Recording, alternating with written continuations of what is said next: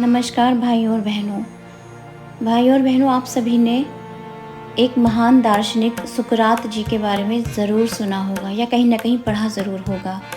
मैं आज उन्हीं की एक कहानी आप सभी के लिए लेकर आई हूँ। प्राचीन काल में यूनान में एक महान दार्शनिक हुआ करते थे जिनका नाम था सुकरात।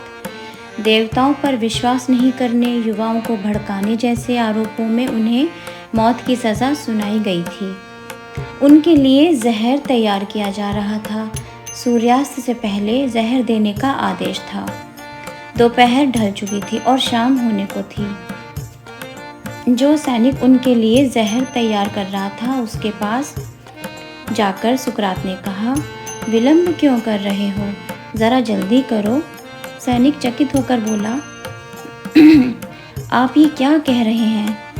मैं तो जानबूझकर धीरे धीरे कर रहा हूँ। सुकरात ने कहा, अपने कर्तव्य का पालन करने में ढिलाई नहीं बरतनी चाहिए। उनकी बातें सुनकर वहाँ बैठे शिष्य रो पड़े। एक ने कहा, आप हम लोगों के साथ ऐसा क्यों कर रहे हैं? आपका जीवन हम सभी के लिए कीमती है।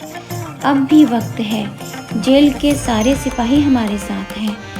हम सब आपको यहाँ से लेकर सुरक्षित जगह चलते हैं। सुकरात ने पहले रोते हुए शिष्यों को झिड़का, फिर अन्य शिष्यों से बोले, तुम लोग इस मिट्टी की देह के लिए इतना परेशान क्यों होते हो?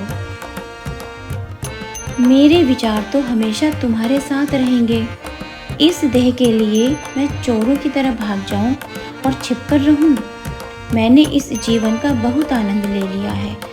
अब मैं मृत्यु का भी आनंद लेना चाहता हूँ।